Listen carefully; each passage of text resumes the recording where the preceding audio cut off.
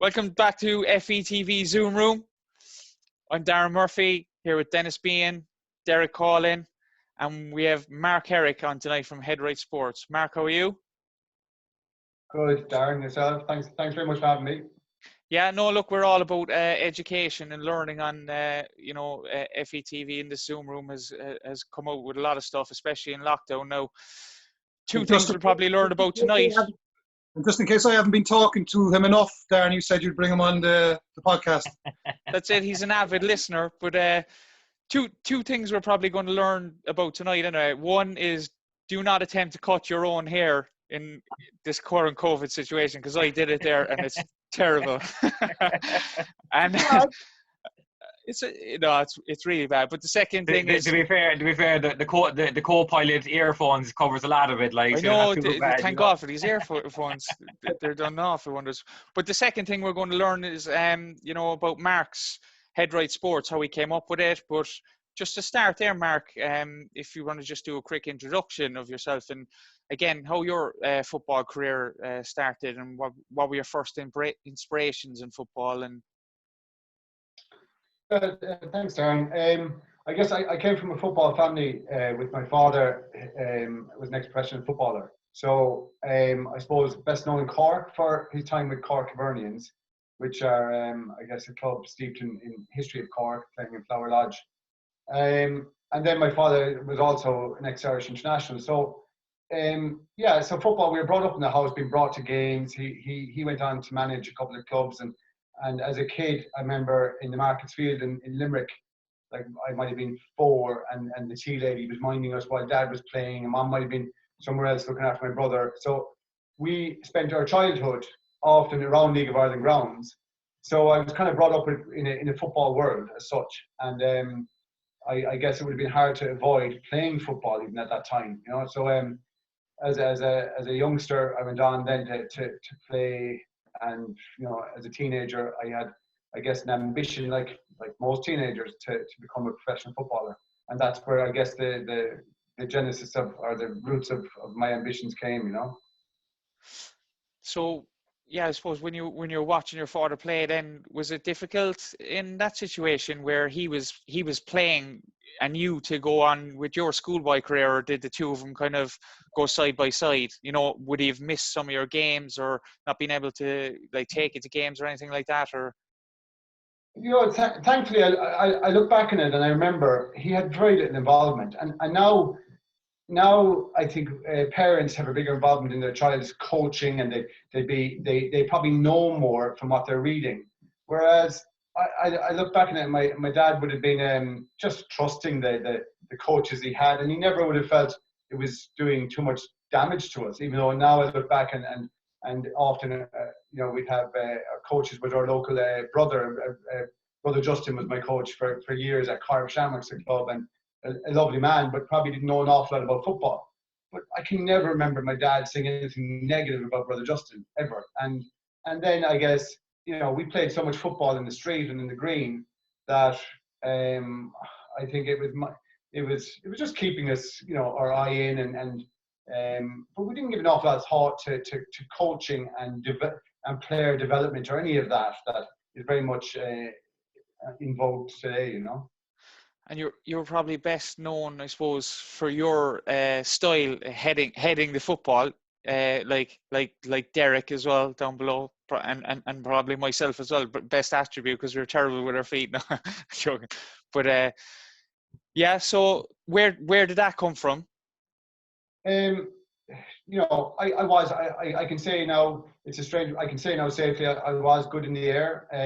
And that often you can sound very boastful when you say things like that. But I know in the context of things that I was good in the air, and it came from when I was a teenager, seeing footage of Pelé, and I think it was about probably around 1988, seeing footage of Pelé training with Santos, and the Santos players had suspended the football from some sort of a trellis near the stadium, and they were all practicing. And we might have had an old VHS video recorder that was, I think, borrowed from a neighbour. And we had 4 or 5 videos on the go. One was Kevin Keegan football. There was another, I don't know, it was the Pelé stuff. And then we had the Wild Geese film with Richard Harris, and we had these, and we used to watch them in loop, at the time. And I remember trying to replicate that in my backyard, my Pele had, by putting a football in a pillowcase, suspending it from above, and running up and down and jumping and heading the ball. And I knew, like, it was the summer of 1988, and I knew immediately my timing had improved by doing that. I'd heightened the ball using the leverage to lift up the line. I'd heighten the ball, and I'd jump up and I'd hit the ball, and I'd put it up higher and try and work on my timing. And then I didn't give it, it was just like another area of your game you're kind of working on, and that's it. But when I went back playing my club, and at the time I was playing in a club called Renmore in Galway, I went back, all of a sudden, like, I was winning all these headers, and I was scoring a few goals in my head. And it was as a direct result of the training I had done that summer. And then I think of that year, in 1988, I was playing with Renmore, and we had a great year in the school in St. Joseph's College in Galway, where we won the senior All-Ireland soccer competition. And I was doing my intercerts, and I was on the senior team. It was under 18. And for those of you guys can't remember the intercert, that was before the junior cert. But anyway, it assigned them my age. But I went on to score important headers in that road to winning the All-Ireland with the school. And from there, I guess, it was part of my game that kind of, I suppose, helped me to get the opportunity to go to England then as a 16-year-old. Very good. And Derek, where would your heading expertise come from in the game? Was it just he's 17? He's 17'6". That's why. Well, yeah, but like. It's 2 inches bigger than you, I'd say, Dennis, am I? Sorry. Well, I've only got 2 inches on you, I'd say, do I? What are you? Oh, I used to wear big studs.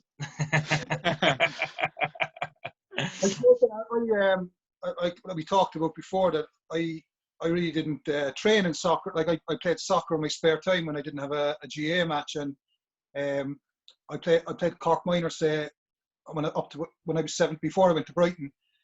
And I suppose the time when I was playing midfield and full forward in Gaelic, and I used to watch Teddy McCarthy and likes of Stephen O'Brien, these players, Larry Tompkins, Shea Fahy, when they used to be catching balls in midfield, and I used to try to replicate that in Gaelic, and I suppose I based my game around fielding in Gaelic.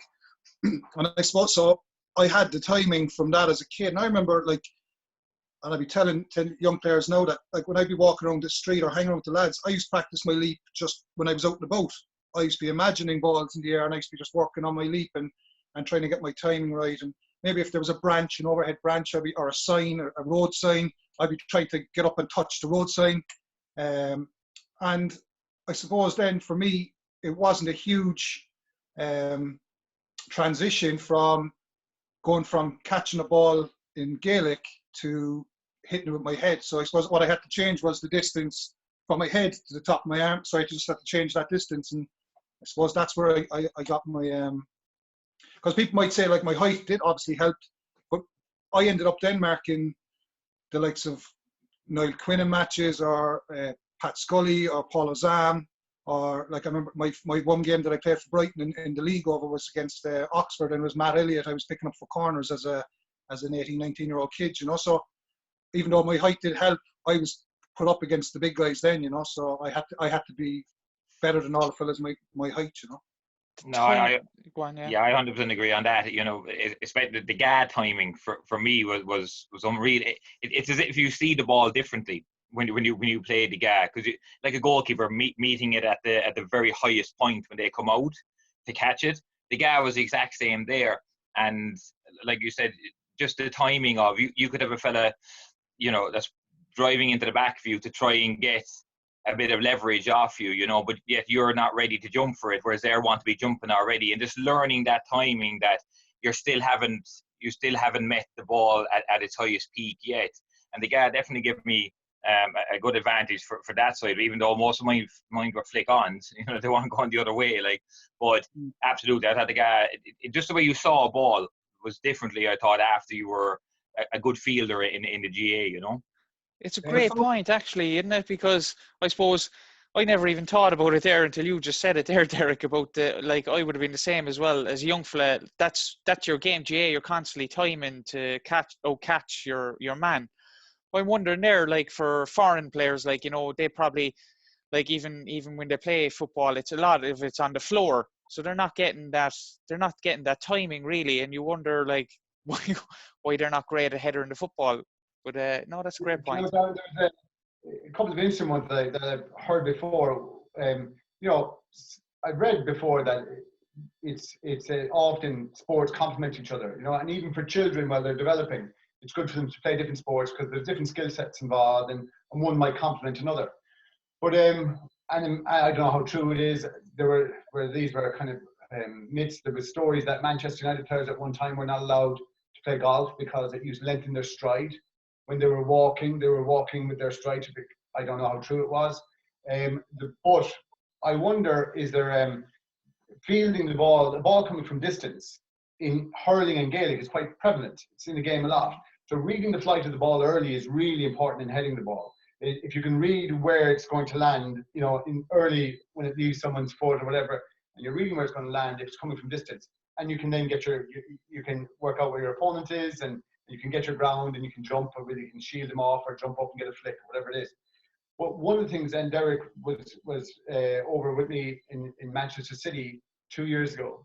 We were invited with headrite to go over, and we were in their academy, and all the Man City coaches were there during our presentation, and they spoke of players not having the ability in their academy to read the flight of the ball from distance, because all their coaching is done and they're fantastic technical ability and they're great in tight areas, but rarely do they receive the ball coming from 40 yards.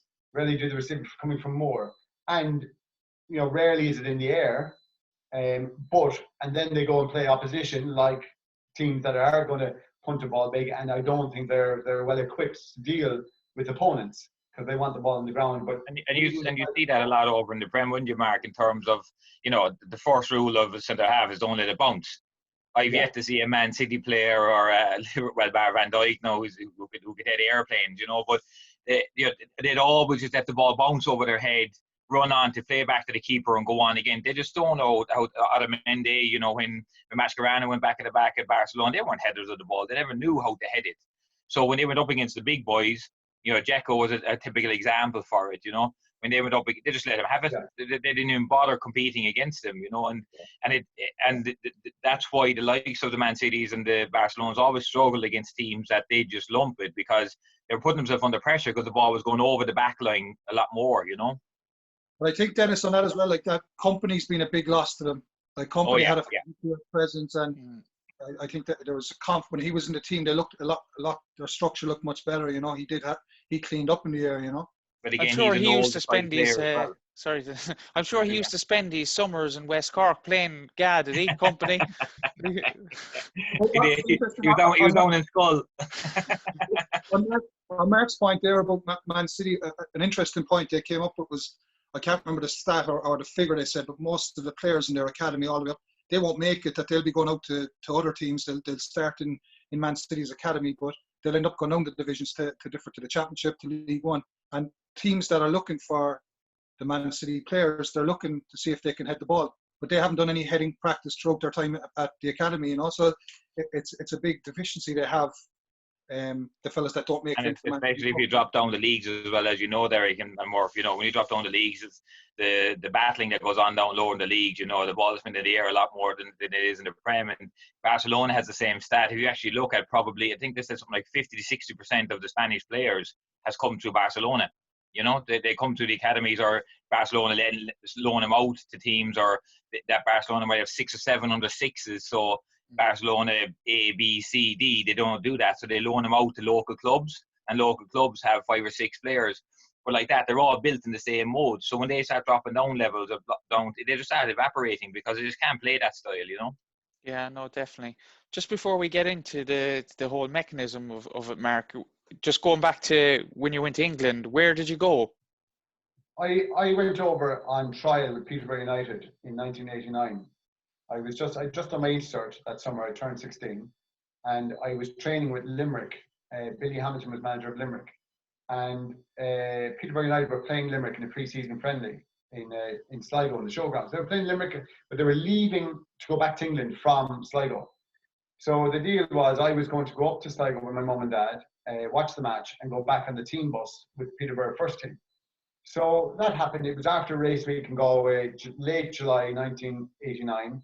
And I remember vividly being up in the showgrounds as just turned 16, and I guess my Instart results were coming out soon, and I was maybe trying to get away from that in some way. But I went back with the team bus to Dublin, and I remember just looking around it, and these were 4th division at the time. It's the old, the 4th tier, but it was the old 4th division.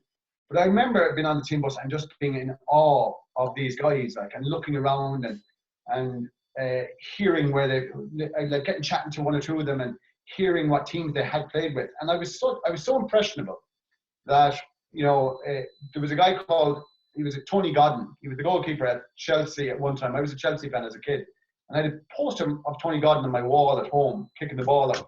He had been on loan from West Brom, and Tony came up and sat next to me on the bus, and I was asking about his career, and I was so made up. Now, 15 minutes earlier, my mom was bawling, crying in Sligo, like, let me go on trial, and my dad was, I don't know, was he indifferent, but he was let me take this chance, and I was just the happiest kid in the world, like, going over with these guys, and we stayed in that hotel, I think Kiltiernan, the one with the ski slope in Dublin.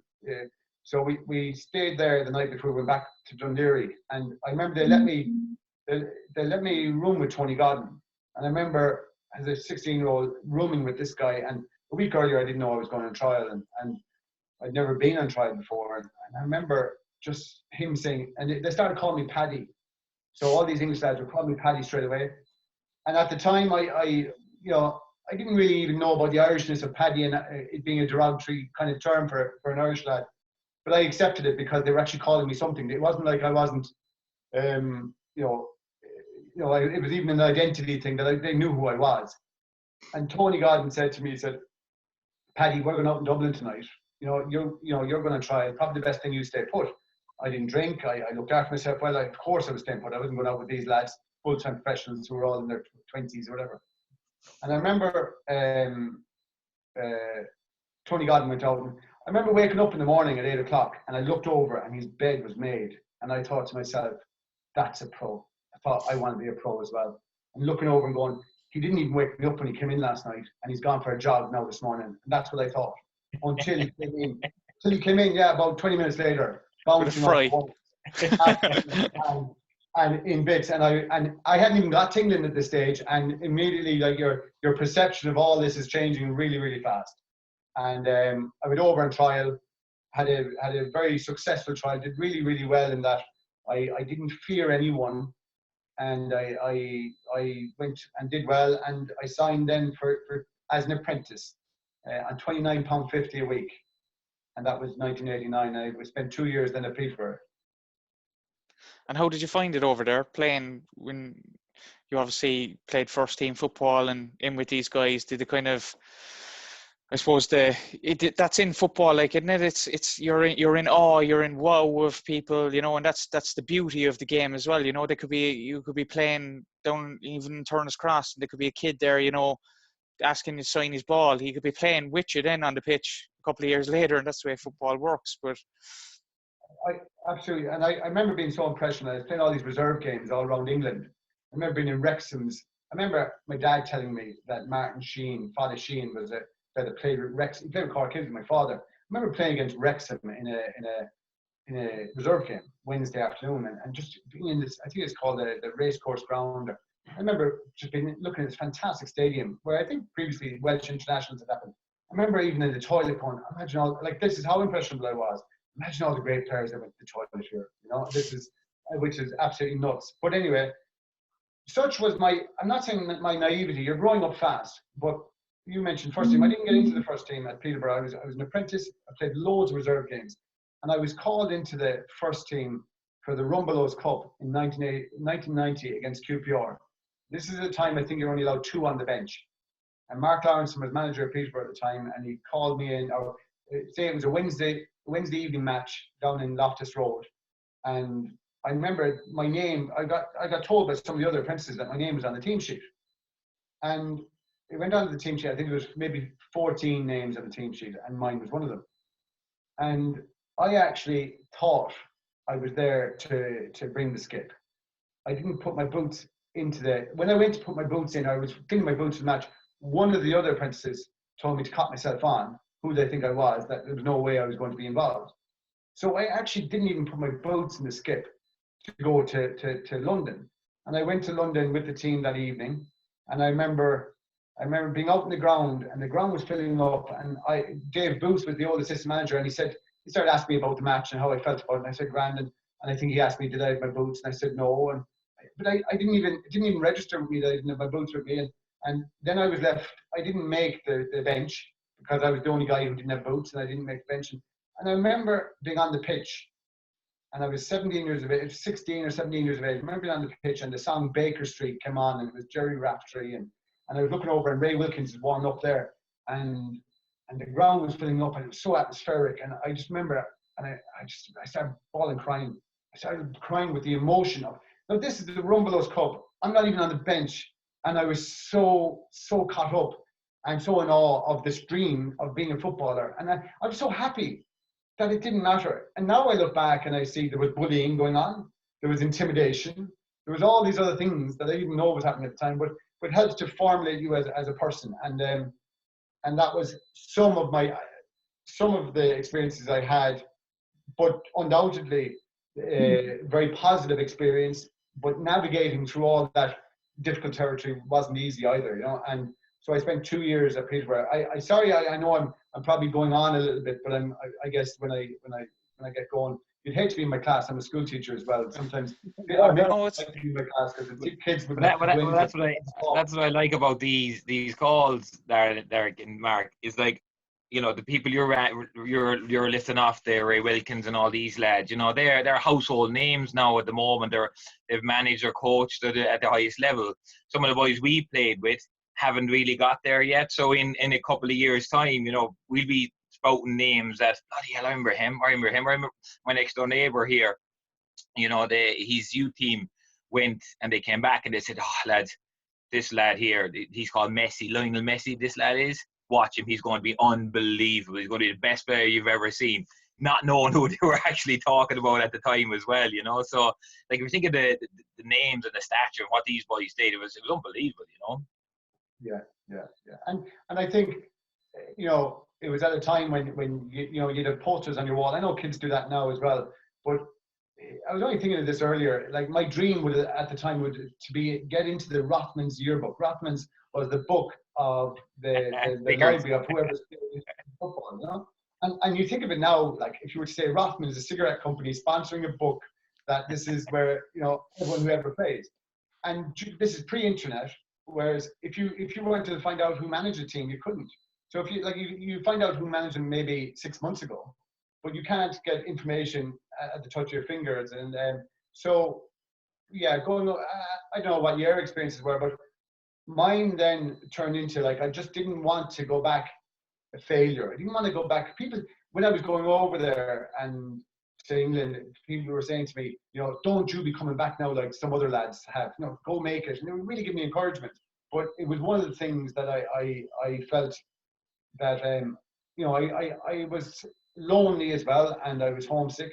And I remember thinking about it in more recent years.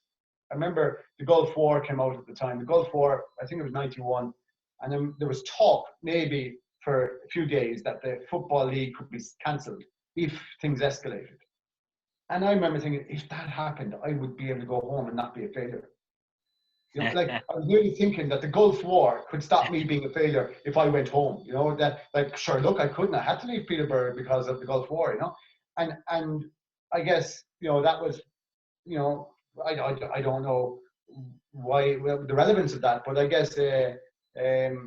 Homesick, Mark, like, because I know that for me as well, I remember my friend's mother, when I was leaving, there was a big gang up at the airport when I was flying off, and my mum and dad were coming with me and saying goodbye to everyone up in Cork Airport. I remember at the airport at the time there was glass. It was a totally different, pre-9/11, so it was different, and like people waving through the glass at the departures and heading off from the plane. But I remember my Dave, my buddy's mother, gave me like it was like a car, a model car of a kind of a convertible Mercedes, you know. that you'll have a real one of these now soon. You know, there was that kind of an air when you're heading over that you were going to make it and become a millionaire, like back in the early 90s, or for you, like late 80s or whatever. And I suppose for me then as well, because I wanted to go home every week, I was like, just give it one more week. And then when Brighton got into financial disarray, when the ground got sold and it got stripped to the bare bones, they only kept on the first year pros. I skipped home. I was so delighted it happened because it gave me that out. And I came straight back to Cork City. Like, there was other clubs interested at the time. So I just made my debut and I was just delighted to get home. Yeah, it's weird the way that works, isn't it? You know, that you're always looking for, even though it's your dream, ultimately you're living it for somebody else as well sometimes. You know, that your next door neighbour thinks you're going to be, and they knew you when you were small and you didn't want to let them down, and you're kind of just looking for that out clause of, like when we were playing that time, it was ITV Digital. Now, look, they left hundreds of people go when ITV Digital pulled out of the thing that time, and we were one of those ones. But I think that's the beauty of the League of Ireland then. It stopped you being a failure or everybody being a failure. That made sense because you had something to come back to that everybody was still watching, especially back in the early 80s and or the early 90s, late 80s. You know, there was good crowds coming to games. There was very, very big names playing in the league as well. So you came back to a league and said, well, look, there was no money over there, but I've come to the next best thing here, you know? You know, I know that Dennis and Darren went to England a little bit later on, and I would have loved to have got the opportunity to play in England, even if it was one game, and as you have done, Derek, you know. And so much so, I remember when I was at Cork City, and myself and Stephen Napier, like, we used to joke about the fact that we'd be about 26, 27, and you know, our ship has sailed for going to England, but we'd be turning around to each other, pretending like, you know, yeah, I believe Millwall. I'd say to Stephen, Millwall are coming and watching you this weekend, you know. And like, he was training to be an accountant, and I was in college hoping to become a school teacher. And they were coming looking at the likes of Joe Gamble, and these lads were coming up, and they were up, you know, they were looking at a lot of players, but we were pretending. Like, I'd say to Stephen, if we were doing well, I said, Stephen, Oldham are looking at you this week, you know, and Stockport County, and we were naming all these lower league teams that are looking at me and Stephen, right? And you know what? The truth be known, if I got the opportunity, I would have gone to them. I would have dropped college in Cork and gone over and played those games, and which Dennis, yourself, and Darren have experienced, you know, because at the end of the day, that dream of playing at the highest level, which the English League, you know, is phenomenal and such a fantastic legacy, you know. Well, Mark Hewson, like, when I look back, I haven't thought about it before, but like listening to you talking there now, it stirs up memories. And I remember being so jealous of the local lads playing for Brighton. Like those local lads going home to their families, going home to their mom's dinner, you know, all their hanging out with their friends in the evening, whereas I was going back to a digs, like just into my bedroom. Do you know what I mean? And it was so soul destroying. I don't know how people came out the other side of it, to be honest, you know, because those lads, they might have even had cars or whatever. They just seemed to had such an advantage to make it work. Absolutely. Me and Mark had a conversation actually before the podcast just there about that, about how, you know, going over to the UK and how difficult it is for Irish lads, especially. And I think the relationship and friendship that you have back home, we talked about the small fish in the big pond, you know, and like, or a big fish in the small pond, whatever it is. And like how important the relationship is with your family or parents. And it's a kind of thing, you get shipped off, and as you said, Derek, you're staying in digs or you're staying in a house or anywhere like that, and then you see the other lads, they're going home to their families, or their families are at the game or training, or, you know, they had lunch or dinner with them last night and they're happy and they're content, and you're kind of just over there, as you said, living a dream. Yeah, but is it really a dream? You want to be a footballer so bad that you'll kind of do anything to get there. And yeah, you build a connection and a family yourself eventually if you stay there long enough. But the whole thing of a local player, say for Brighton, Derek, is that he's going in living the dream, and then he's going back locally to share the dream with the neighbours or the family or the friends, whereas yours going back then to your own kind of thing, and a phone call doesn't replace that, you know, human connection. And I think that is a big struggle for Irish players, and I don't think really anyone talks about it, or, you know, you don't really kind of complain or moan about it. And you know, as you said, Mark, there's a lot of other stuff going on at the time, but then you only kind of process it and look back after. Well, Darren, also, and it's such a small thing, but your familiar surroundings, I think, is a huge, even like just me walking down the street, your local street, or walking into town. I remember going to Brighton first, you just don't know anywhere. You don't know anything. You don't know the culture. The accent's different. There's just so many aspects to it. It's not just missing your family, or like the food might be different. Their ways are different. You have to get used to everything, and even the banter, I suppose, the atmosphere in the dressing room and around the team boss and stuff like that is like I remember going over to Luton after I came back. I went over. I think Colin Murphy was came in. Remember that, Mark? When Colin Murphy came to, and I went over and played against Hull, played a match for Luton, and it was an away game, and Ricky Hill, I think, was manager. And I remember ringing home after about maybe 3 days. I did a couple of training sessions and played one game for him.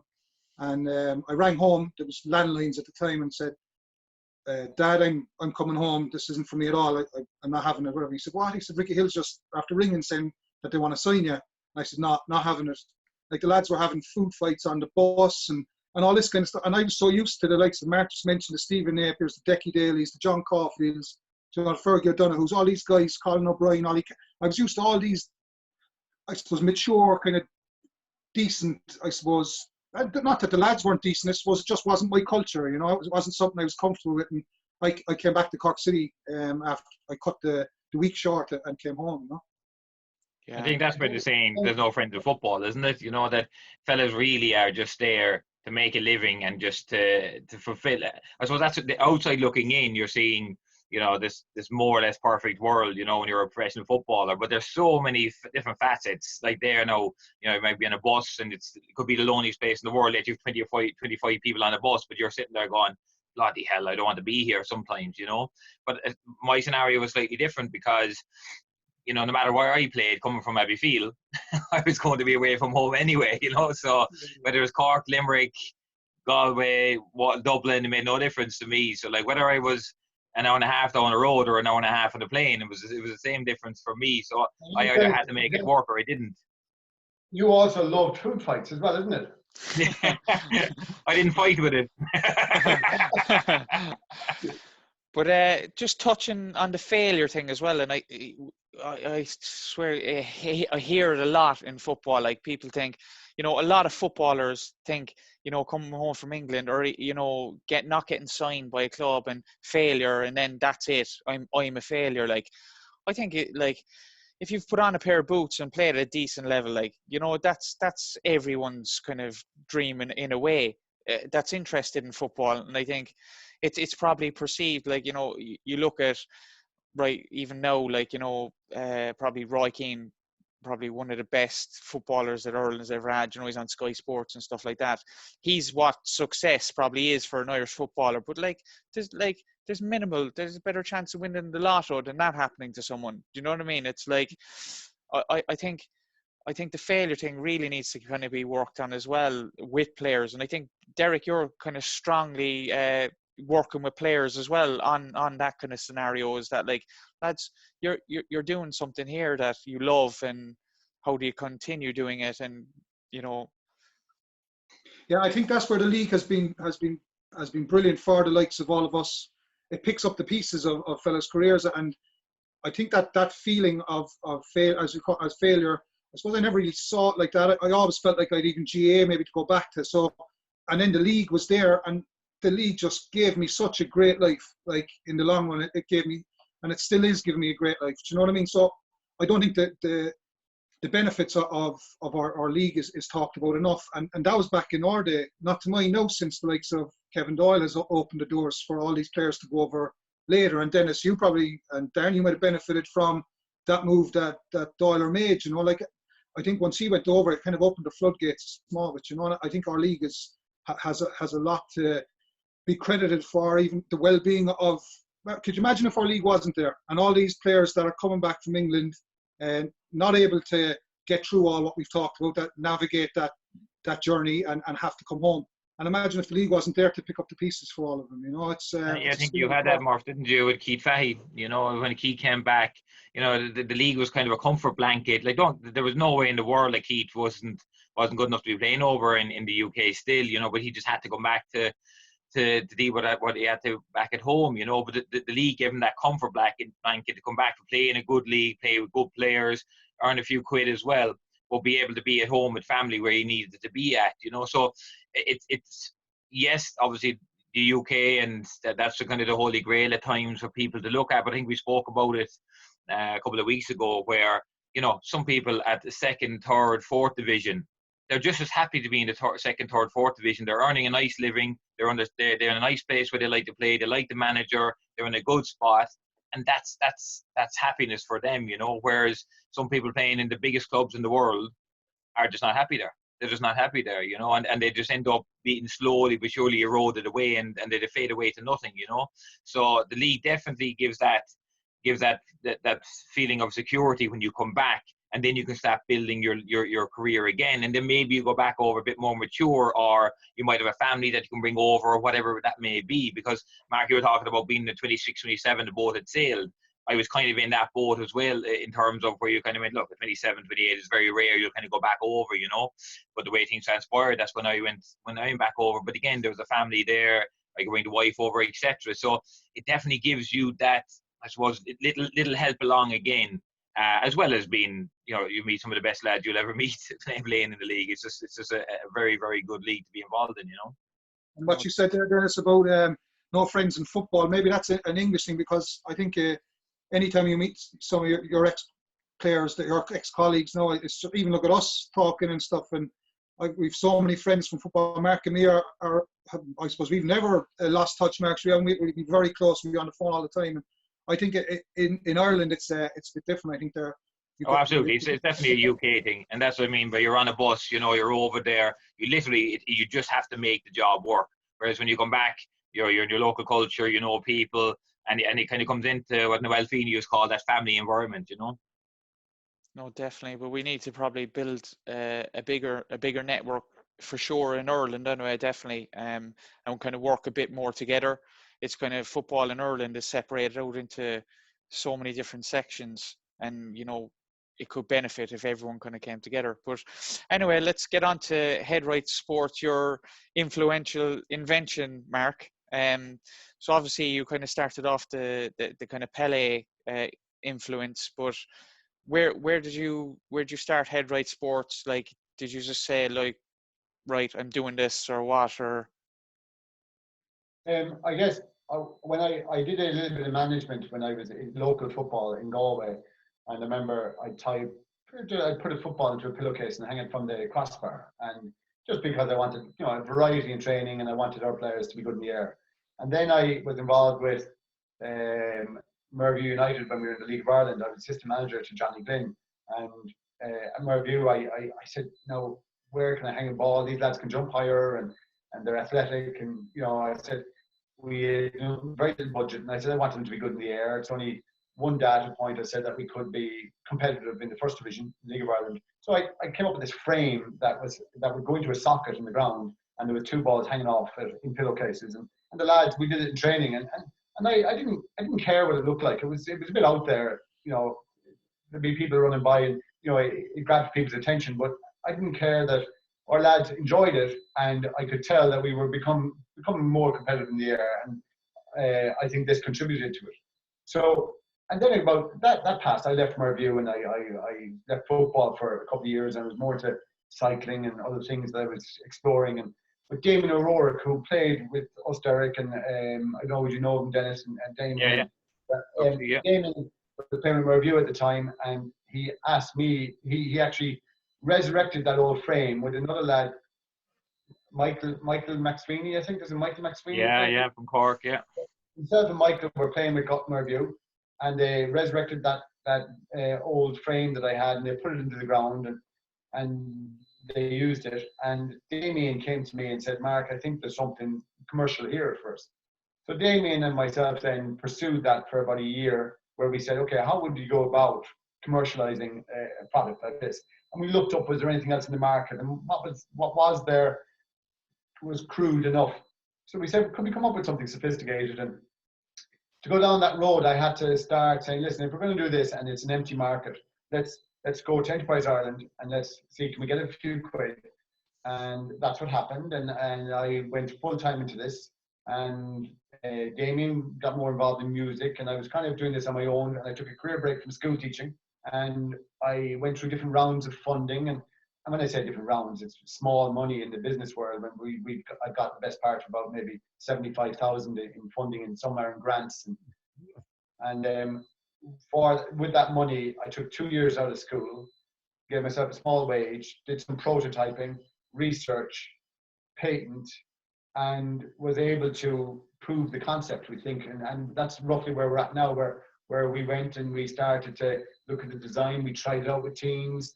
We worked with universities. And what was happening while we were doing this, it was always about proficiency. We were always about improving players in the air.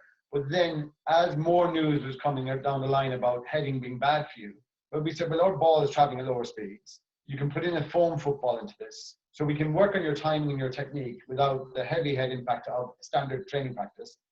And then we started, that was part of where, and now throughout all this process, like I'd be on the phone to Derek regularly, Neil Horrigan, others friends. It was, what's brilliant about being in, again, Ireland and 1 degree of separation, that you can reach out to people who are close to you and find out their opinions, and they help you with it. So many people helped me get this so far, and we ended up bringing it to where it is today, and we're in a kind of an exciting place. We're no clearer of where it's going, but there's something exciting about what we're doing by being the sole global provider of such a training methodology or system. No, I think it's an excellent invention, and I suppose it's so simple as well. As I said, it just rolls out onto the training pitch. You can use it anywhere. As you said, you can actually work on the timing of the ball, get kids used to that, especially now, because I suppose people aren't heading the football as much as they were. And as well, if they're not heading it properly, you have to header the football in football. You know what I mean? It's going to happen. So, like, even Derek, you sent me a column there. I was looking back and I was a bit scared, the kind of research that's gone into heading footballs, because like we were being avid header of a football, when I was playing. And the fact that there's, brain scans and, so much behind it, it's scary, like. Yeah, the big thing on it, working on your leap is massive, because if you're trying to serve a ball, if I'm serving a ball to you, Darren, right, and I'm throwing a ball up in the air, you don't know if you're heading that ball at the peak of your leap, or is the ball coming on the way down, is it on the way up? You just can't. Whereas with this, you cannot cheat the suspended football, so you have to get your leap working so it gets to that height, and once you conquer that height, you higher it again. And you go again, you try and get the next height. And what it's doing, it's working on a leap all the time, while also working on we call it like the head-eye coordination. It triggers that thing in your brain to adjust your feet at the right time. As the ball's coming, you're adjusting your feet, and it triggers that reaction in your brain to know when to jump off your foot, And people, you might think like that it's not coming from 40 yards, but you have to react even quicker to the flight of the ball because there's sporadic movements on it, and you have to adjust your feet quick and think quick, and you pick up the flight very early on it, When you look at like Kevin Doyle, when Kevin obviously when he was heading the ball and he said that he got migraines from that, do you think that's technique? Do you think it's that the collision when he heads the ball? Where do you think that comes from? Because everybody knows, obviously, if you're hitting the ball correctly, you're hitting with probably the hardest part of your forehead, and the hardest part of your head.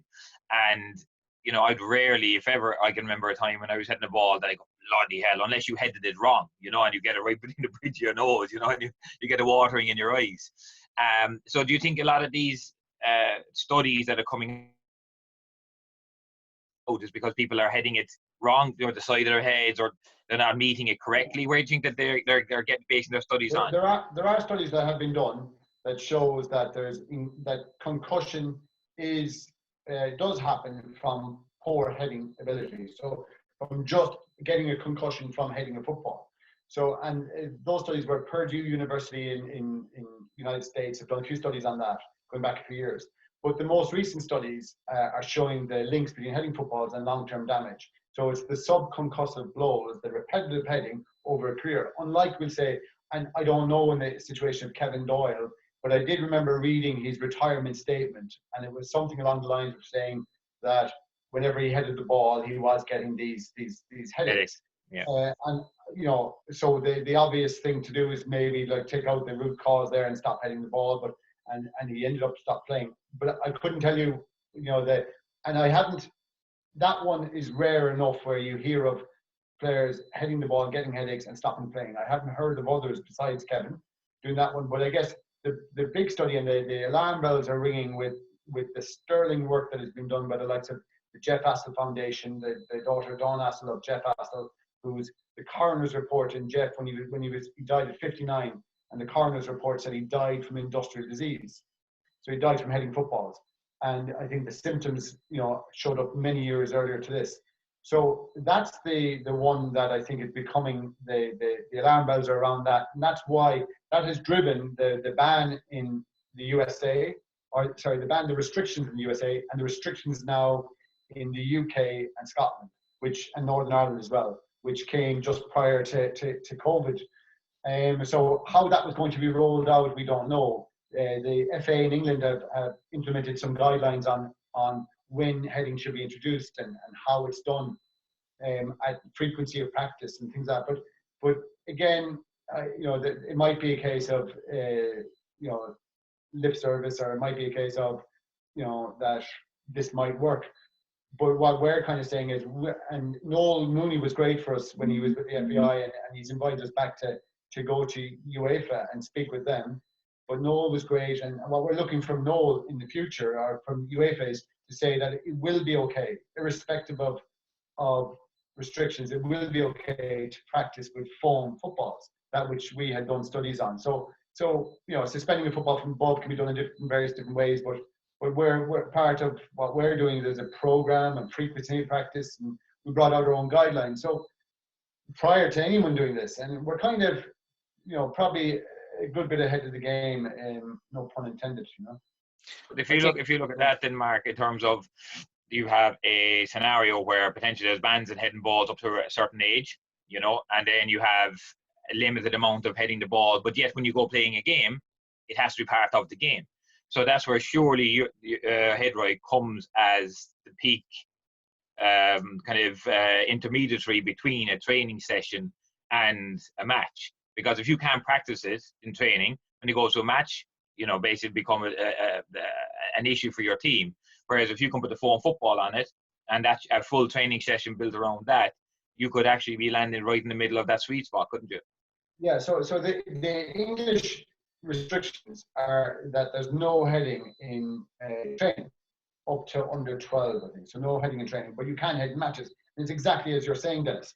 So you're expecting an 11-year-old who's never, let's conceivably say, he had never ever headed the ball before, because the restrictions that would be the case. And he's never, now we know that if he plays with his mates, there's bound to be a bit of it, but he's never headed the ball before, and now he's in a match, and the ball's coming at distance and flying through the air, and not, okay, that's the safety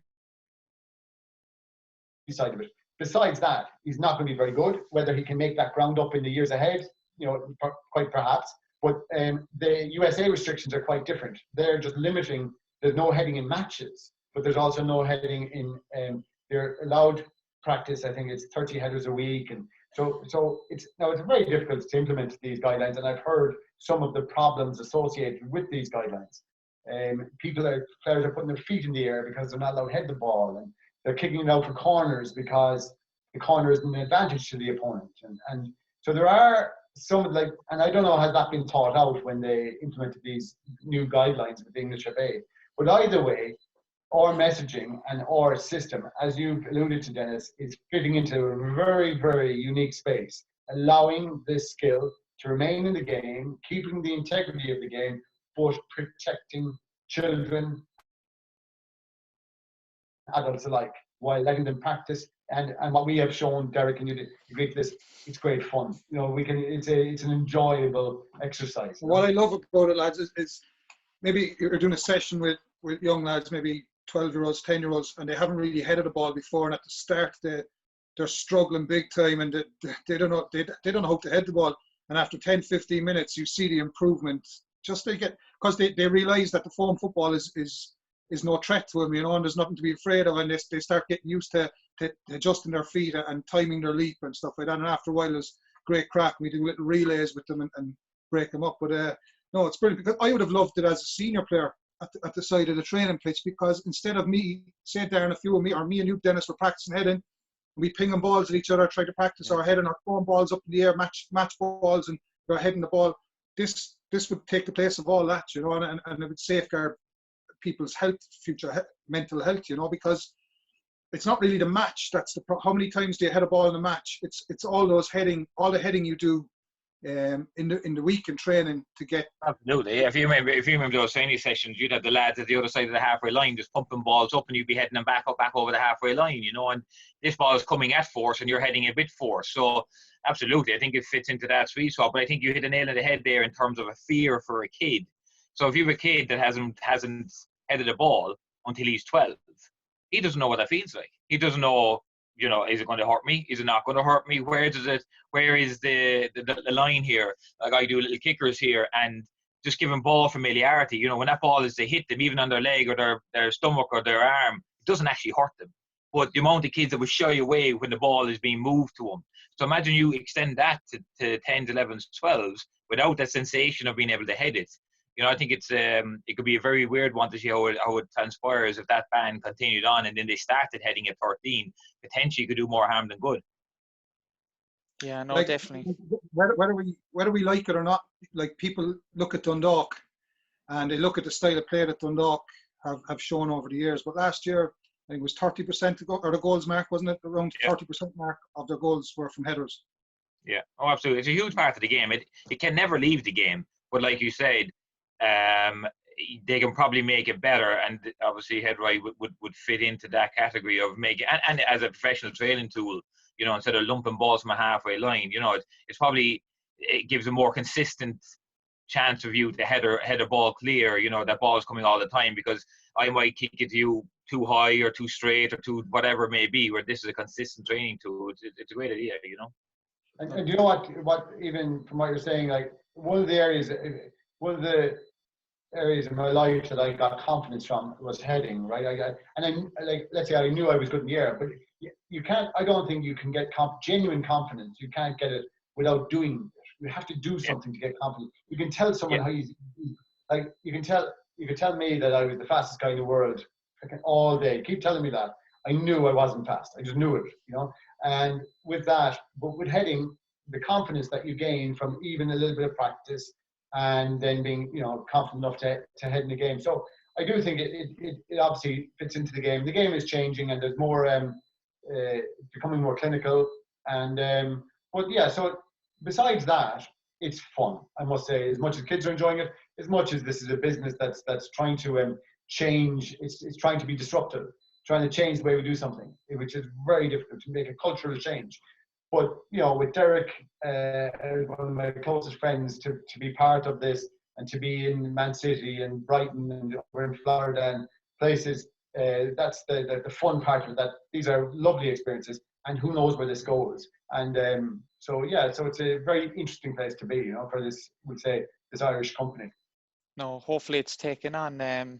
You know, it's taken on around a couple of English clubs, but taken around League of Ireland as well. And it's an Irish, I suppose, Irish product. And you know, you've come up with it, and it teaches timing, technique, everything that you need with heading. But yeah, I've seen a couple of the clips as well, and the kids look like they're really enjoying it. And as you said, practice makes perfect. You're looking at Michael Jordan as a documentary out now at the moment, and all he did as a kid was like shoot hoops or, you know, practice every day with the basketball, and he got better. It's the same thing. And as you said, 30% of Dundalk's goals last year were headers. That's a phenomenal stat. And you look Cristiano Ronaldo. Go on, what's that? Derek often uses the comparison where he speaks of like when you're sparring and boxing, you don't have to full contact. You know, it's becoming similar in heading. You know, with that, and when you're talking about Michael Jordan, and I saw that documentary, brilliant. But you look at the amount of practice and working and free shooting and practicing on your own. There was one scene where he's throwing it, and there's kind of a feeder that sends the ball back to him. He just keeps shooting. Shooting. And I know there's a certain amount of repetitions in order to become accomplished at a skill. And our system allows you to practice on your own and things like that. But like that, repetitions are important in some form. And with that, we've got to, I think, knowing what I know now, knowing that I know, and Derek, we've shared this. I don't know whether you feel the same, guys, but it would be a concern of mine down the line. I've headed so many footballs that I don't doubt that I may have to deal with this at some stage, or my family may have to deal with this at some stage. So with that, you know, one of the great goals of this is let's safeguard people here, you know. Yeah, no, brilliant. And no, just before we wrap up, I think Neil Horgan's normally on the podcast. He's kind of involved in it as well, but he's thrown a few questions there. So he wants to know, what's your favourite headed goal? Don't say Derek's now. Don't say Derek's. Mark's. My favourite headed goal. If you can remember, yeah. it's yeah. I think Neil got one in training once. Did he? No, the ball hit him, Mark. The ball hit him. He didn't. And his second question. So Neil, it was your goal in training was the one he liked the most. He says Pele, Cascarino, Quinn, Cristiano Ronaldo, Alan Shearer, some heavy name dropping here, Andy Carroll. A lot of players renowned for heading are strikers. Is there a goal scorer bias when discussing good headers?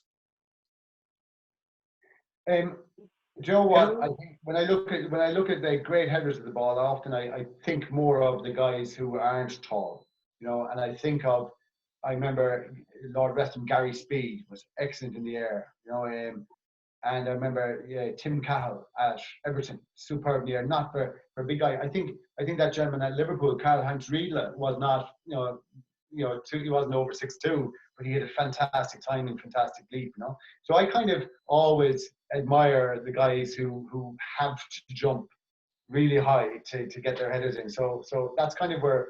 But as regards Neil's question, I couldn't tell you whether, you know, probably those big guys are getting more of the goals, of course, because they're serving balls up to them in the air, you know. And his last question, and you might know this from all your scientific research that you've done so far on the product, or maybe from the influence of all the headers. Is headerer an actual word? Like, he's a great headerer of the ball, him. It is no. Yeah. And if you look at the origins of the word to header, headai, which is from the Latin to head the ball. I've obviously made all that up, you know, just there, Darren. But I had your attention. I had your attention briefly. It sounds great, though. It does, yeah. No, it's the answer. I thought you were on about Derek's head-eye coordination. There you were going down that road. The fact that you're living in Galway and you have a tan like that as well makes it even sound better. I don't know what's going on here.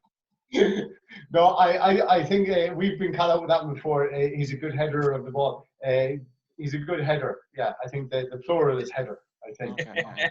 That solves that one. That's from a school teacher to a potential barrister, and nobody can go over the answer. No, so we'll wrap it up with there. And again, if you can check out Headrite Sports, they're on all social media platforms. Hopefully, you know, I suppose you're probably in discussions with the FAI and all schoolboy clubs and every League of Ireland club, hopefully, because it is a great tool. And as you said, timing and technique coming from, you know, 4 ex-professional footballers here, and we're saying that it's a good tool to use, and it's a great invention. So get on it. And thanks again for listening in. And we'll have another guest on soon, and hope everyone's enjoying the Zoom rooms. And if anyone wants to suggest anything or throws comments, we get the odd emails and stuff, and we try to talk as much as we can about stuff. But keep sharing it. Thanks, everyone.